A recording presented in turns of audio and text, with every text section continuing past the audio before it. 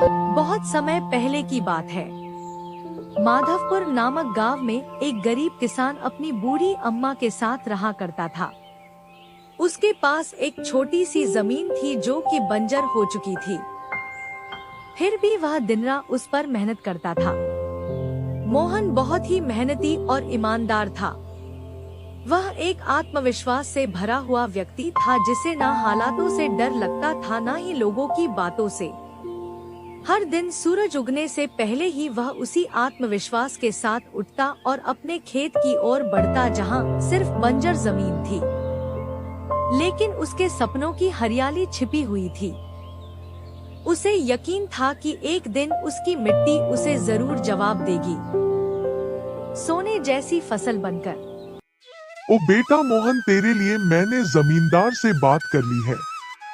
वो तुझे अपने पास काम पर रख लेंगे। तू भी जाकर उनसे एक बार बात कर ले बेटा।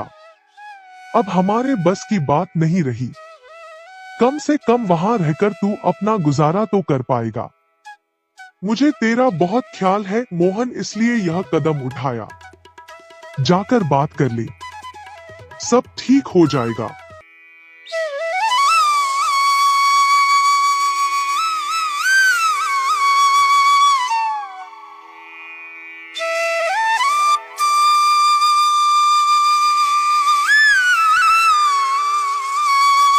अम्मा, तुमने क्यों बात की वहाँ?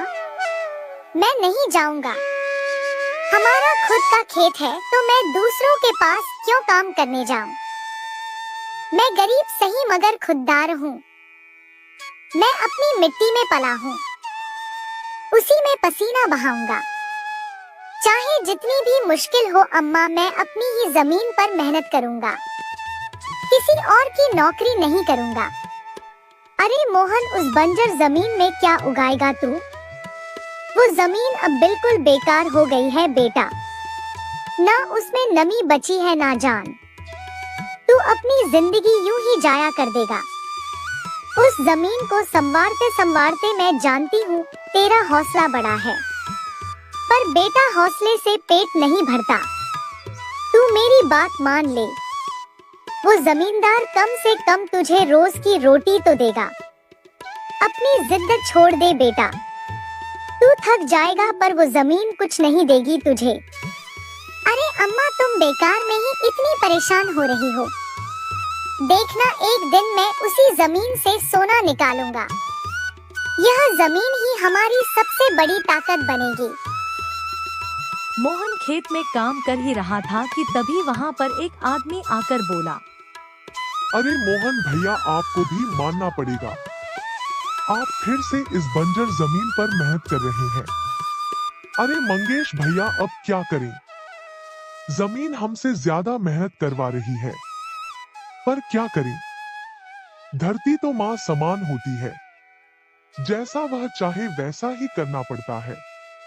कभी सख्त हो जाती है, कभी चुपचाप सब सह लेती है, कभी बीज को छुपा लेती है तो कभी उसे जीवन दे देती है।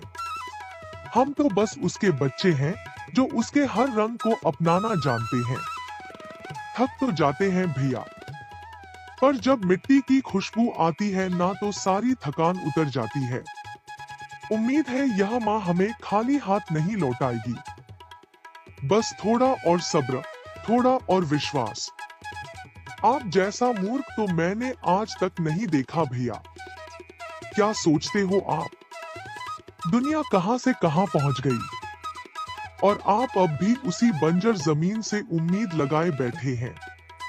मोहन के पास उस आदमी की बातों का कोई जवाब नहीं था। वह वहां से अपने घर चला जाता है। जब दोपहर को मोहन थक हार कर घर पहुंचता है तो देखता है कि माँ बुझे हुए चूल्हे के पास चुपचाप बैठी है। क्या हुआ अम्मा? तुम ऐसे क्यों बैठी हो? खाना क्यों नहीं बनाया? क्या बात है? बेटा, चूल्हा जलाने के लिए लकड़ियां नहीं है, इसीलिए चूल्हा कैसे जलेगा? बस इतनी सी बात है अम्मा। मैं अभी जाकर ले आता हूँ लकड़ियाँ। मोहन लकड़ियाँ लाने जंगल चला